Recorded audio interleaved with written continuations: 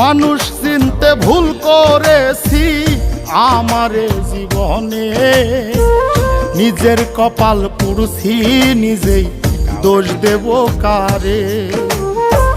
তাই তো নিজেই জ্বলছি হাইরে কাউরে বলি না, স্বার্থ ছাড়া একটা মানুষ খুঁজা পাইলাম না। আমি স্বার্থ ছাড়া একটা মানুষ খুঁজা পাইলাম না।